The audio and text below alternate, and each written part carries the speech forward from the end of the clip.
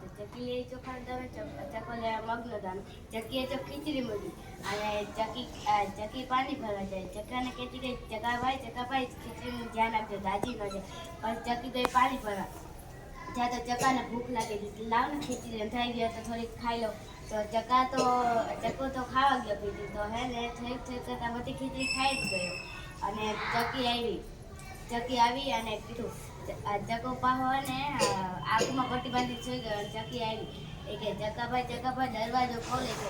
ચકો કે આંખમાં પટ્ટી બાંધીને સૂતો હું, તમે જાતે ખોલી. પછી ચકી અંદર આવી અને પેલે પાણીની બેર નીચે મૂક્યું અને ચકાભાઈ કીધું ચકાભાઈ હાલો જમવા. તો ચકીએ જોયું કે ખીચડી હતી નહીં. તો એમ કીધું, ચકાએ કીધું કે મને તો ખબર નથી, હું તો આંખોમાં પટ્ટી બાંધીને સૂતો હતો. તો રાજાનો હોય ને કાર્ય પુત્ર ખીચડી ખાઈ ગયો હશે. તો એ તો ગઈ કે હવે રાજા કને કે ફરિયાદ કરવા જવી જ પડશે. તો એ તો આવી કે રાજા તમારા કાર્યપુત્ર અમારી ખીચડી ખાઈ ગયો. તો એ કે અમારા કાર્યપુત્ર કોઈની ખીચડી ખાય જ નહીં. તો કે બોલાવો કાર્યપુત્ર. કાર્યપુત્ર ખીચડી ખાધી હતી. તો કે ના. તો એ કે મેં ખીચડી ખાધી હોય. તો એ કે હે ને કે મારું પેટ ચીરી જોઈ લો. અને ચકાએ ખાધી હોય તો ચકાનું પેટ ચીરી જોઈ લો. તો ચકો ત્યાંથી વહી ગયો અને ચકી કહે કે એને જ ખાધી. તો પછી હે ને રાજા કહે કે ચકાને બોલાવો હે.